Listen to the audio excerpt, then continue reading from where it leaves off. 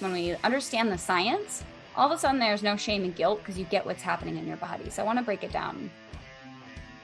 Friends, for a good part of my life, I've struggled with emotional eating, unhealthy food cravings, and dependency on, air quotes, healthy power food, sugar-laden trail food and protein bars to fuel my outdoor adventures, believing that the best way to provide energy to my muscles was through simple carbohydrates, also known as sugar, to power me up thousands of feet of elevation gain on any given day. After years of weight swings and inconsistent performance, I was diagnosed with type 2 diabetes and insulin resistance, which led to a complete change in my understanding and execution of performance fueling and eating in general. Today, we're discussing your relationship with food, the power of mindfulness, food, and health to master the 5 mountains, and health as a pathway to self-mastery. We've got a lot to discuss today, so we're going to get right into it. Today, we welcome registered dietitian and master of human nutrition, Gina Worful. Hey, everybody. Welcome. Super excited to jump in, but we usually have an icebreaker. So we'd like to know, what are you most curious about right now? Boy, what am I most curious right now? Right now, I have been really enjoying finding the space in the silence, and my whole life I've been so hungry for information, and lately I've just been so curious about going into like the deeper, I think, knowledge and inner knowing in my body, and like really seeing what my body has to tell me and to communicate to me, and just finding like the deeper wisdom in that. That's something I've been really curious with and really excited to play with. Wow, that's great. I love it. In looking forward to our chat today, I was reading about a decade ago, you were beginning your career as a dietitian. And despite all of your training and your knowledge where you were working, your own health started to slide. Would you tell us a bit about, well, your background and then your journey of discovery? Yeah, for sure. So about 11 years ago, I was so just hungry for knowledge and information, and I really wanted to know, because there's so many fads out there and so much information. I was definitely that high schooler who was like, I was picking up every magazine, like what is that secret that they're saying on page 36 that has the secret to ultimate health? And I was like that person.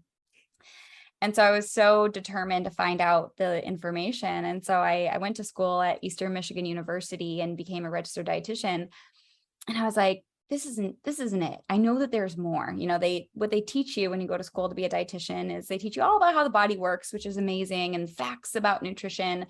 But they tell you when you get clients, you give them this calorie meal plan, you give them these recipes, and you send them on their way. And my clients like really struggled, and they were getting these meal plans and they weren't really changing. And they always felt this shame and frustration around their inability to like actually change. And I was like, this couldn't be it. I'm going to get a master's degree, and I bet that will give me the answer, right? So then I got the master's degree, and they were like, basically the same thing, but you keep going deeper, a little bit deeper. And so I had this private practice, and all of my clients were just so full of shame that they couldn't stick to this eating. And every time they would lose a little bit of weight, they would just fall right back a little bit, and they'd fall right back. And I was in the same place where this is all that I knew was like, you just follow this calorie plan and that's how you're going to be healthy. And so I was trying to do the same thing. I was keeping a journal log. I was using MyFitnessPal. I was keeping this booklet of all these, tracking everything that I ate. And it felt like the harder I tried, the further I felt like I was losing that sense of connection and just keeping health that felt easy. It felt harder and harder and harder. And I felt like I was getting further and further away from myself. And it really started to make me question, like, is my career, is it a scam? Do we scam people? Because no one can actually do this. And I just spent my entire life to this career. And it was interesting as I felt my body was starting to shift, and my body started like slowly gaining weight. And I really was like fetching for this attempt to get everything back on track. And so at that time, I had this very limited tunnel vision that this is the way that that it goes. You have to either count calories or you have to follow a really restrictive diet. I was working out so hard, and I actually felt like I was at war with my body. Like it was me versus my body, and my body wouldn't budge. And so we were in this like really big head-to-head fight. And about 4 or 5 years ago, I started working for a destination spa. They're one of the top wellness resorts in the world, and people come there to get healthy. And these are people who are like celebrities and athletes. And I got hired there, and I was completely unqualified. And they were just like, we're going to train you. I was totally like, I know how to give calorie plans. And so I realized this was not going to cut it. Like I was going to get cut from this high pressure job if I don't expand my knowledge. And so I went really deep into understanding, how does the body work? How does everything play together? Our body's hormones, our food cravings, our beliefs, our mindset, our stress. Like, how does this all interplay with our bodies? And because I completely ignored all these factors, my body was screaming at me for attention, that all these things that were out of alignment with my beliefs, my health, everything. And so while I had this inner war and this inner frustration, when I finally surrendered and I saw that my body was just really trying to get my attention and communicate to me, I was able to kind of come to this place of surrender and start listening to my body and start using knowledge about how the body works and biochemistry and things like that. But even deeper than that, creating a deeper relationship with my body and really listening to what it has to say and looking at me as a multidimensional human with all these different aspects. And when our bodies get out of alignment, it's just telling us something's off track and I need your attention. And so it's been a really beautiful healing journey where today my health feels like it is very natural from an inside out. It's very effortless. I use knowledge as a tool. I don't use it as restriction or boundaries. It's just a tool. And I learn how my body resonates with all that. And I teach other people how to do that today, which is really fun. It's way more empowering when your health comes from like a self-trust inside out, instead of I have to force something from the outside in and you're like head to head at war. You know what I mean? Definitely. I know I've struggled my lifetime with similar issues, and you're right. The more we try to grasp at those outside sources of value, the more we're disconnected from ourselves. But I don't want to oversimplify this, but essentially you're saying when you stopped listening to the outer voices and turned in and actually listened to what your intuition and your body's intelligence was telling you, that's when you found the success. Yeah, absolutely. That's 100% spot on. When I stopped trying to fit myself into a box of what everyone else was doing. Oh, I should be fasting 14, 16 hours. I should be eating this. I shouldn't be eating that. I should only eat this window. I should do all these things. And it became this really heady experience. And our bodies weren't our body was not designed for our mind to tell us what to eat. We were not designed to just count calories. There's actually this amazing intelligence that is built inside of our bodies. It's just we were trained to not trust it.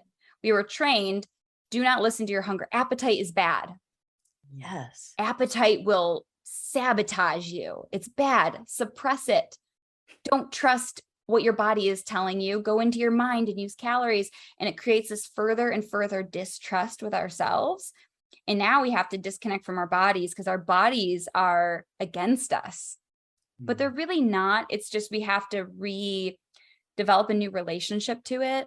And I think of like the relationship with our bodies where maybe if you've been really hard on yourself, you've been reprimanding yourself, you don't trust your body, you don't trust your cravings, you made promises that you didn't keep. That feels very similar to like a toxic relationship. If you were with a partner who was very abusive verbally, they said things and they didn't keep promises, they're mean, they put you down, that would be a really unhealthy, hard relationship. And so just like if you want to heal any relationship, sometimes it's slowly recreating trust and a willingness to just learn how to recommunicate again.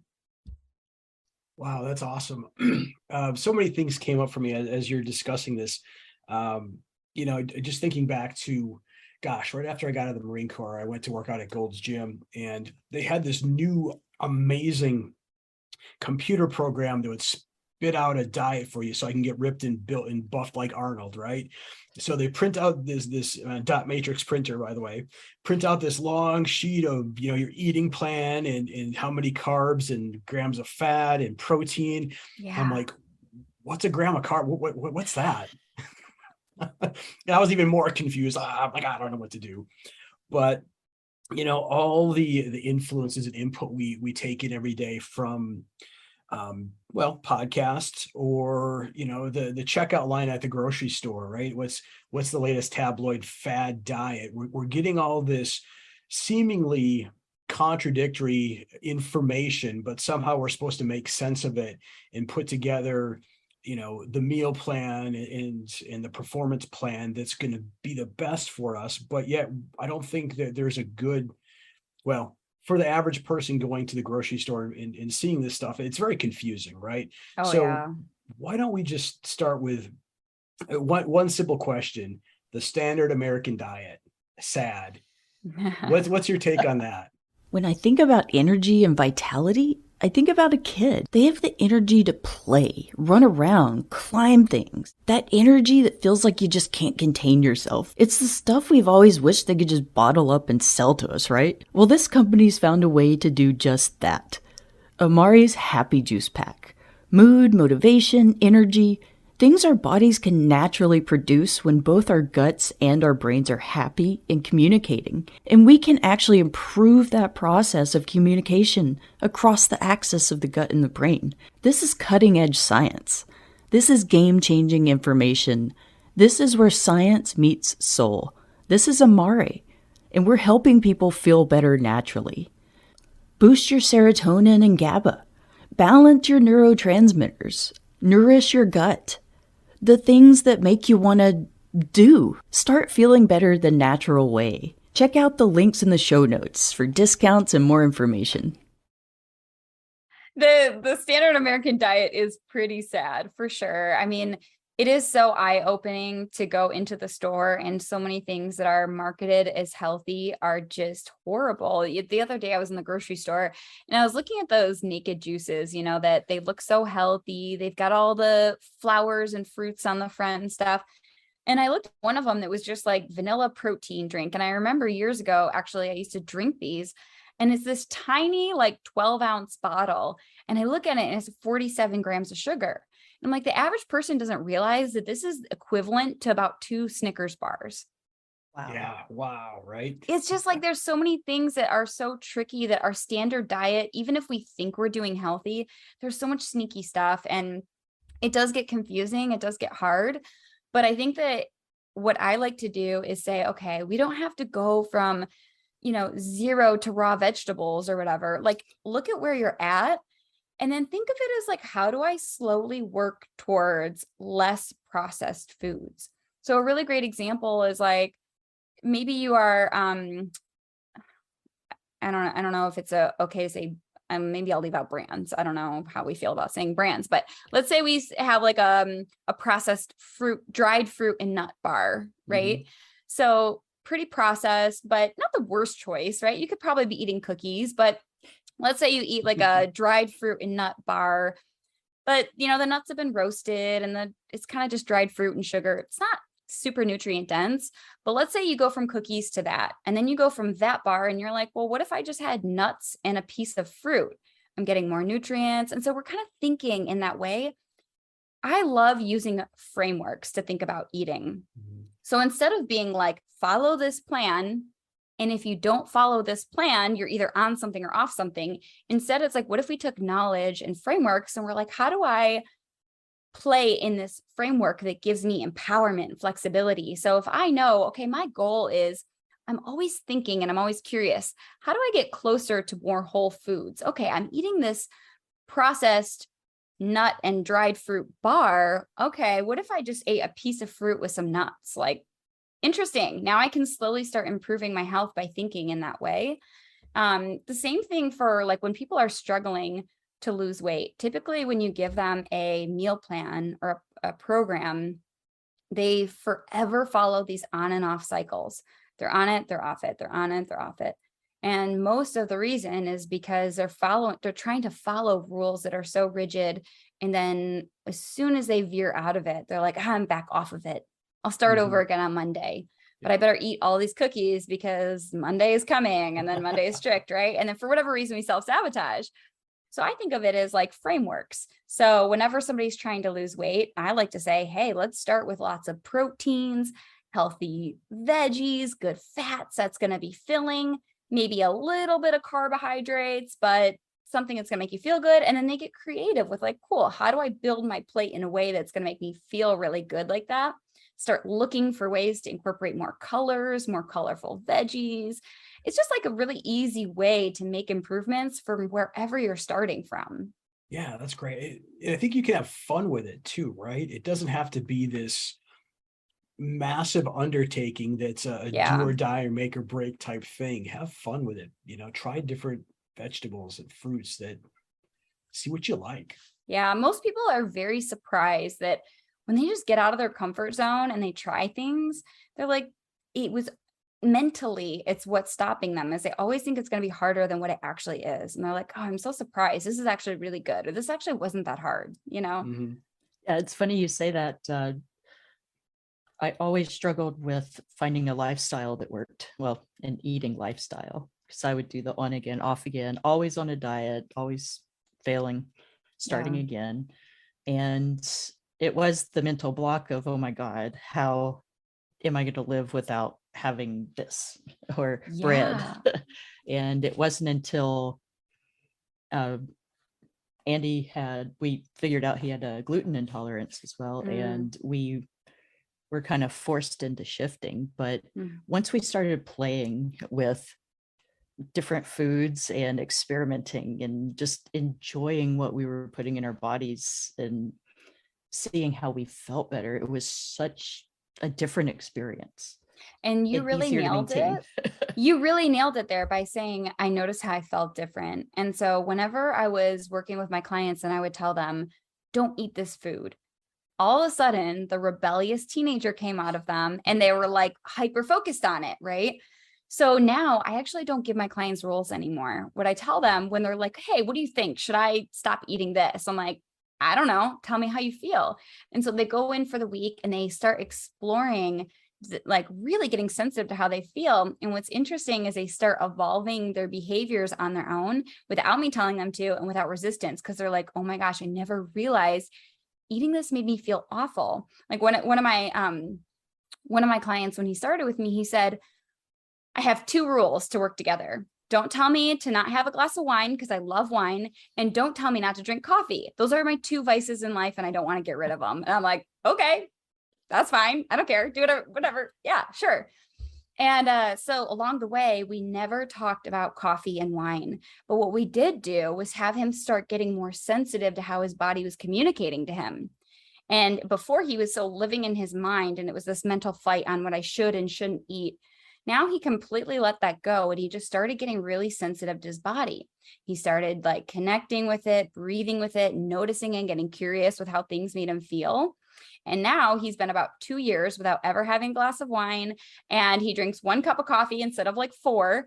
And none of it was ever forced or with willpower. As soon as he just had awareness, he was like, oh my gosh, I never realized it. I had this mental attachment to it. But once I felt how it made my body feel, the craving for it actually dissolved and went away. Nice. Which was interesting. It was the 2 vices he said he never wanted to give up. And he was just like, my body just stopped wanting it once I got sensitive to what my body actually wants. And I'm like, I know, it's so cool. It's amazing. Yeah. We've definitely been on that journey, right? How do we sleep? How do we wake up in the morning after having a couple beers or a glass or 2 of wine? Or how does my body react after I eat some bread or there's anything with gluten in it, right? And I got to the point where I just felt crappy, right? There's just like no other way to say it, is it just really impacted me and I didn't feel well. So what's the choice? Well, I can have this food that I used to like and I used to like, and then, or I can wake up and feel great and refreshed every day, or I don't have to deal with congestion constantly. That And that that yeah, alone, that alone can be enough to easily change habits, that awareness. Mhm. absolutely. It just talking about awareness, as I say, it's amazing too how much gluten will affect him, but we had no clue that's what was causing it. Right.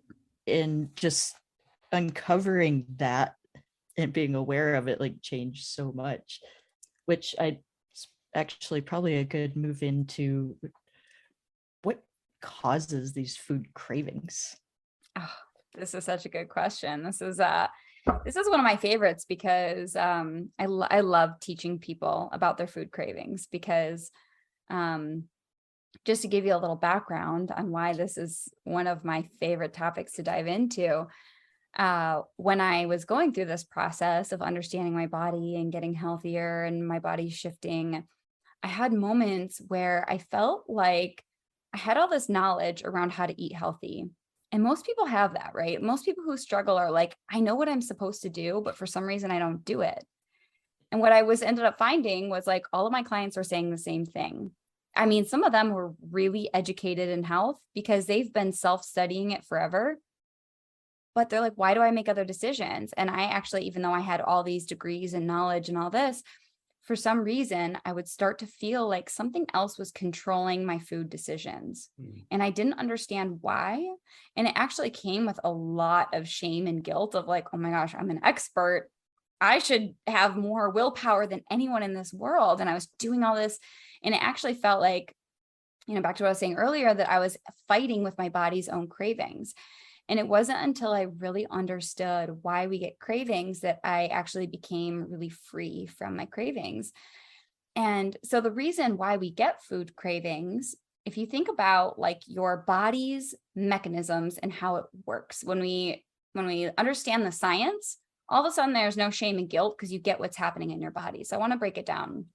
When you are in like a calm place, you're not stressed, you feel relatively safe. Like right now, you might feel pretty chill and relaxed. You're like, yeah, I could totally eat the salad right now. I have really good willpower, right? When you're calm and relaxed. So when your body feels safe, that's your prefrontal cortex working in your brain. And your prefrontal cortex is what is online when you have good willpower, when you need to make good decision making, when you're really thinking, and just your normal day. But your body has this really interesting mechanism built in for survival that when it interprets any kind of stress, it actually turns off function of the prefrontal cortex and it activates a different area of the brain called the amygdala. Mhm. The amygdala is your fight or flight brain. Its job is, I don't care how good this human wants to look. I don't care, what vacation is coming up or planned. This human needs to survive.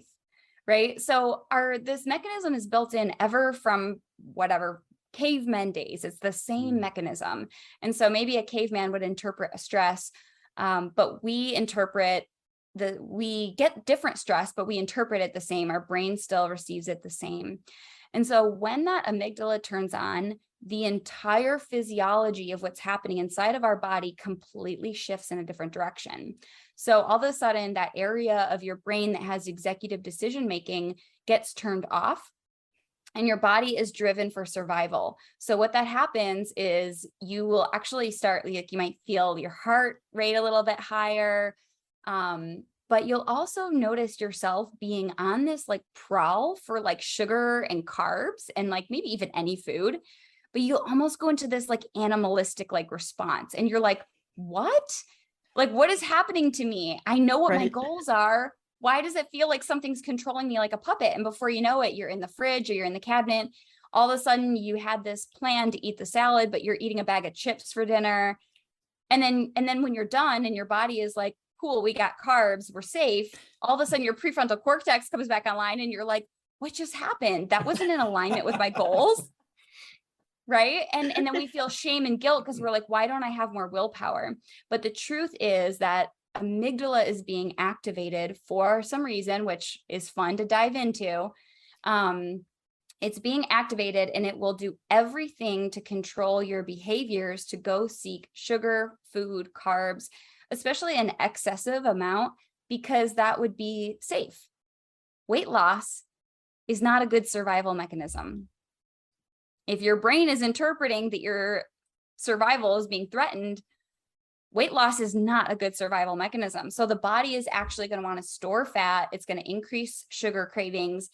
But unfortunately, most of us live in this state. We wake up in the morning, we pick up our phones, we're like, oh, emails, to-dos, meetings, kids, dog, alarm clock, and our brains, right? So even though we know mentally our survival isn't being threatened, our bodies have this intelligence that is constantly pulling in information and assessing, are we calm and safe, or are we in a fight or flight? And for us, that ends up being, we've got things to do, we're in fight or flight, which gives us energy and focus. But our body is revving up stress hormones, which is creating this drive for food. And until we can like regain control of our nervous system, it's our nervous system that ends up controlling our behaviors and what we eat, how much we eat, why we're eating, when we're eating. Even boredom is a stress. Mm-hmm. Boredom is a lack of stimulation to our brains. It's uncomfortable. And sometimes we're like, why do I eat when I'm bored? Well, what is underneath the boredom? Sometimes we start having feelings of anxiousness come up and we're like, I'm not okay with this feeling of boredom, but there's uncomfortable stresses that are starting to arise in the boredom. Now we need to go get food. And that's a really empowering place to explore that doesn't have a need for shame anymore, because we can just see our body is designed to do that. Mm-hmm. Part of the process. Yeah, for sure. So what actually happens is most people will say, I'm going to give myself more goals and restrict my food when I have cravings. What does that do? That further triggers our body's survival mechanisms. So instead of creating safety in their body, they're creating more fear, more restriction, and which is usually why as soon as we start dieting and we don't create safety in our bodies, we end up losing control and we end up binging on food, and our body is like, we need this food for safety. And then we end up feeling disappointed again. So the key here isn't to restrict and shame and bash and create more fear in our bodies. The key is to actually create safety. Yeah, that's great. I think this would be a great time to pull in maybe or step out a little bit from, expand our view of this topic a little bit. And how can we use mindfulness and food and health to master the 5 mountains: the physical, mental, emotional, intuitional, and kokoro or spiritual? Yeah. So I think of food as like, most people come with the intention that they're going to just shift the relationship to food. And what they end up finding is that it's such a deeper journey, and that food is kind of like the entry point. It's like a mirror for the reflection of our deeper relationship with ourselves and our health and everything. It's really just an entry point. And so when you get to know your body deeper, you really are actually saying yes to like embarking on this deeper journey of all these aspects. Mm-hmm. So one thing I like to encourage people to not just look at one of these things in isolation, but look at all of them. And so like physical might be, how do I on a physical level get to know my body deeper?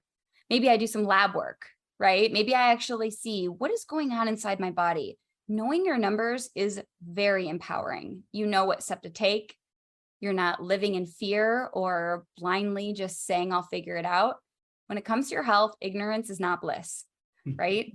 So feeling empowered by getting some data, maybe, you guys do a lot of physical things and challenges, maybe know where you're starting from and knowing where you want to go. So I like to actually look at what are the physical ways that my body is communicating to me, especially even if our bodies are gaining weight. Weight is protection. It's protection around our organs. It is there to protect our bodies for survival. So if your body is getting off track, asking, what is my body physically trying to communicate to me right now? It might be that your body communicated to you that it doesn't like gluten or it doesn't like certain foods, right? So always being open to how's our bodies physically communicating to us. The next aspect that I think is so important is the mental aspect. What thoughts do we have? Most people actually self-sabotage because they believe the thoughts that are there. But our mind is there to keep us safe, also maybe known as our ego. Mm-hmm. It's there for protection. So most people, when they start dieting, thoughts come in that they believe is true. Like, I've always struggled with sugar cravings. So we might have that belief, but belief drives our action. What you believe to be true about yourself will always drive your actions. So one core piece that most people overlook when they're trying to be successful and change their health is they don't look at the belief systems that they have or what they identify with. So if you identify with, I'm someone who I've always struggled with dieting, your behavior will follow someone who always struggles with dieting. So at the core of it, separating ourselves from the mental voice that is there to keep us stuck, to keep us safe. This is something my clients get really good at doing, is they start to hear the voice and separate from it. Sometimes the voice will say, oh, I'm so stressed today, I need something. Or I've had a hard day, you deserve that cookie, right? We have these thoughts that run through. And if we believe them, we will always self-sabotage because it's going to keep us safe. If we remember, it always comes back to survival and safety. That's what our brain was designed to do. So awareness of, what do I believe is true about myself? What are the thoughts that I say to myself? Can I hear that survival voice saying, oh, you've had a hard day, you need that. It doesn't mean that you can't ever eat a cookie, right? But just notice when your brain is driving you to do it for survival. That's why people a lot of time get stuck in self-sabotage, is that their mind is playing tricks on them and they don't realize it. Separating from the self and the mind.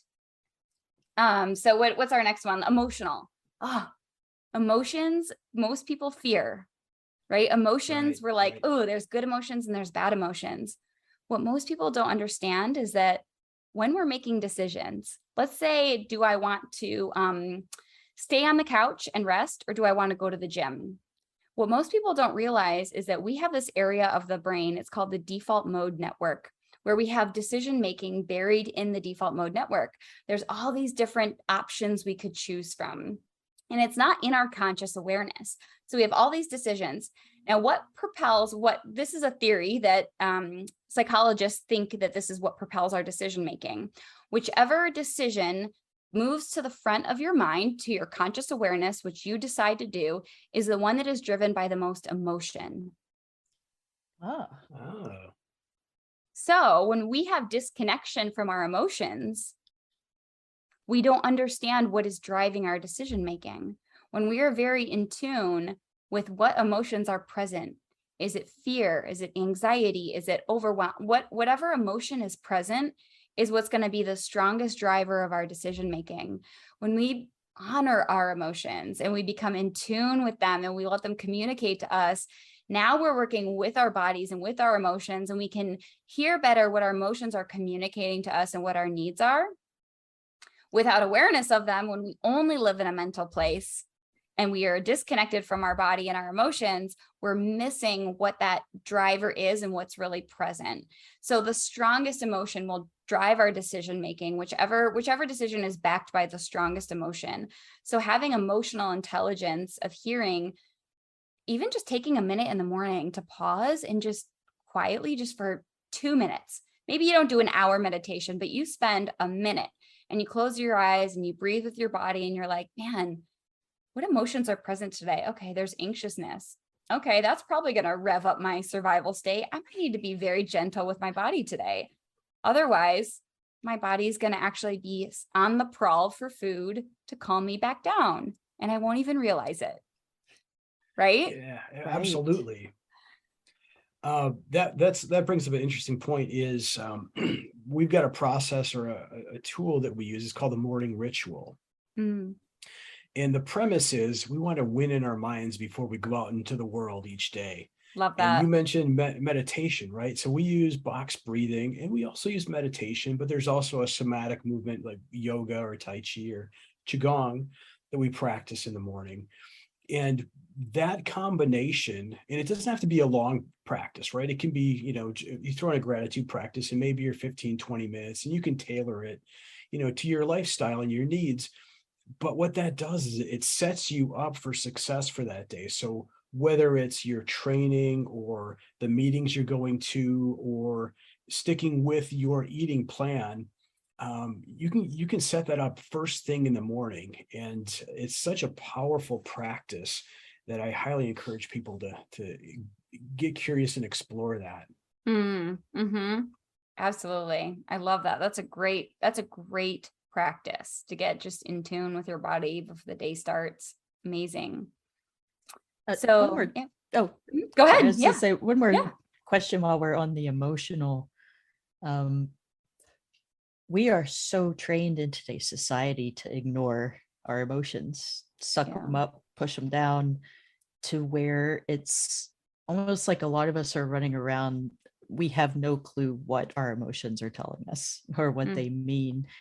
Where do you start people in that process of, is it just taking the breath, or how do you take them down that road to begin? Yeah, I definitely resonate with that process, because what I had realized when I was at the peak of my relationship, struggling with my relationship to food, getting a hold of my food cravings, what at the time I had a mentor. He was a psychologist, and he used to be a Buddhist monk. And so he was a really great person to have as a mentor. And he was the first person who pointed out to me, he said, Gina, do you realize that you live in your mind? When I ask you how you feel, you tell me what you think. And I could not identify an emotion. Like, he would be like, no, what are you feeling? And I'm like, good. And he's like, good's not a feeling. And I'm like, and I would be like, man, I wish I could Google feelings right now. Like, can you give me an example? Like, I just really, so I understand if you're like, I'm so disconnected from my body, I have no idea what's going on in here or what I'm feeling. And I think a really great place to begin is, I love, what was so life-changing for me was taking on the idea of radical acceptance. So before I took on radical acceptance, I had the mindset that anxiety is bad, fear is bad, and I have to outrun these things, and I have to try and chase positivity, I have to chase happiness, but they always kind of lingered and chased me like a shadow. And I was really afraid that if I felt anxiety, I would get stuck in anxiety. If I felt fear, that means that fear was true and it was going to hold me back.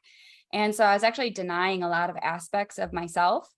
And when we deny aspects of ourselves, a lot of the time we're driven to seek pleasure or food to deal with that piece of us that we find so uncomfortable. But when I first set the expectation of radical acceptance that all of me is okay, now I can actually be with those things that were so uncomfortable for me to be with. Now I can say, okay, I can actually, what I started doing was checking in with myself like a little kid, where I would get a lot of anxiety, and instead of fearing the anxiety, I would kind of check in and be like, okay, Gina's a little kid. She doesn't know how to communicate yet. She doesn't know how to tell me what she's feeling or what her needs are. If she's hungry, if she's sleepy, she doesn't even know. And I would just kind of check in and be like, okay, Gina, like, how are we doing? And I would do this all day long to get used to checking in and kind of working on that communication, to actually start asking, hey, how are we doing? Before I end up down this path of like, oh my gosh, or I don't know what's wrong and I need something to deal with it. I need something to deal with my stress, my anxiety. Now I can like check in and be like, hey, what's going on here? And it's all okay. So when I feel anxious, it's like, oh, I'm not anxious. There's anxiousness present. How can I like nurture that piece of me? How can I have my own back during the anxiousness instead of fear it and run from it and look for something to calm it down, soothe it because it's not okay? So if there's anything I could suggest to get started, is start with the mindset that whatever your inner experience is, it's all okay and it's all welcome. And there really are not good feelings or bad feelings. They're just different feelings. And some of them, they feel uncomfortable. But when we allow them, they don't become so scary and so awful and so uncomfortable. We can let go of the drama story that we create around our feelings and be willing to hold space for them. And then we, without judgment, then we can fine tune, oh, what is my body feeling? We can start to communicate with our bodies. That is beautiful. Yeah. Beautiful. Yeah. Go ahead, Casey. I was going to say, I think we left. Do we touch on the intuitional mountain yet? No, I So interrupted. yeah, no. So intuition, I love talking about emotions because that was the area I feared the most, but I really didn't have a good relationship to my health until I learned how to honor my emotions. I mean, that's a big one. With It's intuition gets fun because Yeah. what I think is so cool is like we actually have this inner wisdom of what foods we should eat and what we shouldn't eat. It gets confusing because we've learned all this different information. We have fake chemicals in our food. But if we give ourselves permission to say, like, okay, just like all animals, I have this intelligence of what am I supposed to eat and what am I not? A really great example is squirrels. So squirrels, before they ever have their first winter, it's springtime, they haven't had a winter yet, they'll go gather food and they'll go hide it. And so if this squirrel was like, I have this inner feeling that I should go hide food, but I don't know why, because I have food here every day. If it didn't listen to that intuition because it didn't make sense, then it would die. Like squirrels might not be a living species because it would die, it wouldn't have food in the winter. So a squirrel will trust its inner intuition before it ever has its first winter. It will go hide food and then it lives. And so all animals have this inner intuition on what we should eat, when we should eat, all these different things. And it's actually fun that when you can get out of your own head and have to know why and have to know reasons. One thing I started to do to start trusting my body, this was a technique that one of my mentors taught me because I got to a place where I was like, I'm so confused. I think my body wants something, but then my mind is like, no, that's toxic. It's going to kill you. And I'm having this inner fight and I'm super confused. What do I do? And she's amazing. She's very in tune with her body. She was one of my mentors. And she said, this is what I want you to do. Close your eyes and hold a food. And if you're drawn towards it, that resonates with your body. If you move away from it, your body is like repelling it. And I was like, this seems weird. And I was like, this seems very like spiritually out there. This doesn't feel scientific. But what was so interesting, she was like, before she even explained that to me, she goes, let's try an experiment. Close your eyes and I'll be right back. And she goes and she gets something and I close my eyes and she's like, hold out your hand. And I held out my hand and I didn't feel it or anything. She just put something in my hand. I didn't explore what it was. And she just said, with holding this in your hand and your eyes closed, does your body move towards it or away from it? And immediately my body just went back. And I was like, wow, I moved away from it. And she's like, okay, open your eyes. I opened up my eyes and it was a lime. And she's like, yeah, humans probably aren't drawn towards just eating limes, right? Right. And then she goes, okay, close your eyes again. So I close my eyes, hold up my hand, and she put something in my hand. And she's like, what now? And I'm like, this is kind of weird, but I'm not moving front or back. And she goes, okay, open your eyes. And it was an orange. And my personal preference is I never really eat oranges. I don't feel drawn to them, but I don't necessarily dislike them. I don't have a food issue with them, but I never eat them. And she's like, yeah, if you don't move, that means you're neutral to it. And so I was like, this is interesting. So I started playing with this concept of like, what if I just paused before eating and I got out of my mind and I let myself guide my intuition on like, what is actually my body drawn to? And it's really fun to play with. And that is a really fun, empowering place that can create some lightness and self-trust that like we have a really cool wisdom that we can actually play with. What actually resonates with my body? So use knowledge, learn about food, learn about health, but then actually experiment with your body versus someone's definite absolutes that everyone should eat this or everyone should eat that. Yeah, that's great. It reminds me of muscle testing. Right? Yeah. Kinesiology. Yes. Right. Yeah. And was it Dr. David Hawkins? I think he pioneered that field. But that's how, I came to understand gluten intolerance and what other things that, worked for me or worked against me. So there's a lot of power in that practice, whether it is like muscle testing or what you're doing, because it's very similar, right? And have fun with it, explore it. That's great. Yeah, definitely. And then the last one, right? The last mountain, right, is Kokoro, which is merging heart and mind in action, or, it's also considered spiritual, right? And not necessarily religious, but, the spirituality of that each of us has.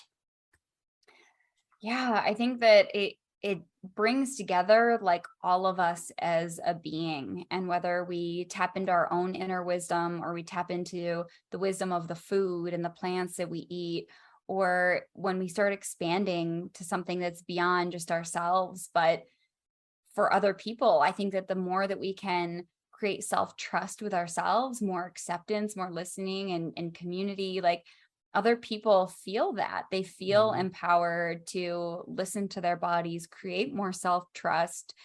And it's just like this ripple. It's a really beautiful ripple effect. And you realize that this path to losing weight, this path to losing 20 pounds actually became this deeply spiritual unfolding journey and experience where you observe your thoughts, your beliefs, your emotions, why you do what you do, why you crave what you crave, what you've always been needing, where you've been seeking pleasure. Like it becomes this deep, beautiful journey that is so much more than that. I got to shape it up and lose that 20 pounds. We get you that way, right? It's just like, come on, lose that 20 pounds or whatever. But then it really becomes this beautiful spiritual experience that when you do that and you come to more connection and self-love and self-trust, it actually ends up influencing other people to feel that deeper connection and self-trust and less shame around why we've always struggled. Wonderful. Keeping our eye on the time here, I wanted to maybe not shift focus, but ask a slightly different question. Sure. And one that's been on my mind since we started this conversation is, why do most people struggle with the belly fat, stubborn belly fat, right? And the hormone swings, inflammation? Is it just stress and cortisol? Yeah, that's a good question. So I would say our bodies, again, our bodies are always communicating to us. So weight around our midsection it's protection around our organs. And so I think the biggest drivers for that protection is cortisol, stress. So that might just be that you're busy, or it could be that most people can identify with they've really had a hard time or a hard period. A really great example of this is, so just before I move on to that, blood sugar is a big one. When your blood sugar is imbalanced, you have too much sugar in your bloodstream, it ends up getting stored around the belly. Now, cortisol and blood sugar go hand in hand. When stress hormones are high, it dumps sugar into the bloodstream, so you have energy for survival. So you could go run from that tiger. When you have a blood sugar spike, you eat too many carbs at one time, that also releases a stress hormone, cortisol. So they really go hand in hand. And that could be, okay, is it how much you're eating? Is it that you're eating too many carbs? Is it that maybe your cells need to actually be challenged more? Our cells actually take in sugar that we eat and burn it up as energy. And so maybe you actually need more strength training. Maybe you need more nutrients that allow your cells to take your sugar and process it better. But I think a big one is to really also look at stress and how is that impacting blood sugar and how our body stores fat. So what was really interesting is this lady sent me a message through Instagram the other day, and I previously taught a mastering blood sugar workshop. And she said, I attended your workshop and I see that I have high blood sugar. I need some of those supplements you talked about. Can you help me decide which supplement I need? And I was like, she gave me all this background on her health. And I was like, this is just a lot to take in. Let's just hop on the phone real quick and maybe I can point you in the direction on what supplement would be best for your body. And so we hopped on the phone and she's like, I got this going on and I'm eating this. And sometimes I eat sugar and I eat all these things and hormones and life and whatever. And I was like, okay, before we get into this heady space of which supplement do you need, if you were just for a quick second to just close your eyes and just take a breath and without judging it, if you just asked your body, why am I struggling with belly fat right now? Why is my blood sugar high? What would your body say? And she said, I'm unhappy in my marriage and I don't like my job. And I'm like, whoa. That was specific. Yeah. She goes, wow, I didn't realize our phone call was going to go in this direction. And I'm like, yeah, I mean, I'm not your therapist. I can't help you like fix your relationship, but how beautiful that without judgment, your body was like, unhappy with this, and I feel stuck in it. And so sure, maybe a supplement is going to help bring down your blood sugar, but let's actually ask our bodies, what is the core root of why do I need protection? Or maybe it is because you're eating too much sugar, but let's ask that question. Where are we needing that for survival? Where is our body communicating to us? So it could be a food aspect, that our blood sugar is too high and it's storing it around our midsection. It could be that stress hormones are revved up and we're kind of asking and getting curious with the question, where is my body feeling like it's in survival? So it's kind of there's so many different directions we could talk about. I think the biggest thing too is like looking at with your blood sugar, like, how is your diet? Are you eating maybe too many carbs? Or some people will end up eating foods that they think are healthy, but is not good for when we're trying to lose belly fat. Like they're snacking on popcorn all day, or even sometimes fruit, like just snacking on those carbohydrates that raises our blood sugar, it raises our insulin. And when that stays that way for too long, we can't access fat burning. It's the opposite.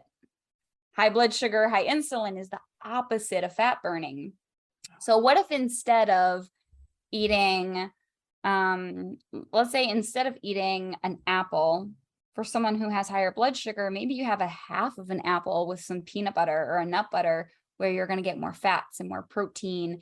Your body is going to more easily tap into fat burning and improve the metabolism. So again, it's not about following rigid rules. It's about looking at a framework. How do I get more protein and fat in a way that I love, that fuels my body? And but those are the biggest things that I would be considering is, why is my blood sugar high and why is it keeping it stuck there? Is it the way that I'm eating? Do I need to improve my metabolism and the way that my cells are taking that sugar and burning it? Are my stress hormones revved up and keeping me protected and dumping sugar in my bloodstream? Those are the different breadcrumbs that you can ask yourself to look at, which path do I need to focus on? Does that make sense? Absolutely. No, that's great.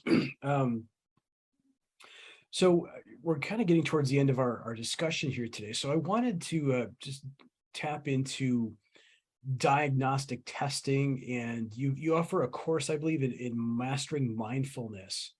So I wanted to talk about that for a little bit before we move on. Yeah, I have some really fun things. I always, if people are just kind of interested in learning lots of things, I do a lot of stuff for free, like podcasting, and Instagram is such, I try and share as much as I can there. And then I have some workshops. One is mastering blood sugar. That's just kind of a smaller, if you want to taste without doing private coaching, and conquering cravings. It's around food cravings. But what I really love to do is when I dive deep with people into changing these beliefs and their relationship to food, that's mastering mindfulness. So all sorts of things that I do and create is, yeah, it's really fun. At the end of the day, it's about getting to know your body better, whether it's from a science and physical perspective, or what beliefs are coming up, or what are these cravings that are driving you to eat. It's all just deeper self-discovery. Nice. Do you have any awareness or opinions around some of the new science coming out around the gut biome and the gut-brain axis, and how that affects our cravings and just, kind of our, Yeah, for sure. I mean, these gut bacteria absolutely regulate the food choices that we make. It's a huge part for sure. I highly recommend, looking at gut health and the gut microbiome, just because it does regulate sometimes our mood, our behavior, food choices that we make. If we have unhealthy bacteria or yeast growing in the gut, it's going to actually send signals up to your brain to go eat sugar so that species can stay alive. If you have healthy bacteria, you're more likely to crave fibers, because those fibers are going to keep those bacteria alive. So it does make a big difference. Nice. Well, wow, that was a really quick hour, and I think we could probably go on for a bit longer, because I've got lots of other questions, right? Where can folks go to find out more about what you do and to work with you? I share so much great resources on Instagram. It's gina.worful. And you can check out ginaworful.com. Fantastic. Wonderful. All right. Is there anything that we missed that you wanted to talk about? I think the only thing I would just want to leave everyone with is to not see health as something that you have to follow and figure out perfectly, but seeing it as a spiritual path, getting to know yourself deeper, and the relationship that you'll have with yourself is the longest relationship you'll ever have. And so you can start today just by listening a little deeper, getting a little more quiet, coming from a place of just love and listening and seeing what it has to communicate to you. And it can be a really extraordinary journey. It doesn't have to be a painful one. It can be a really beautiful journey. Very nice. Friends, this is important stuff. So thank you very much, Gina. We appreciate you, and live fiercely. Oh, thanks, everyone.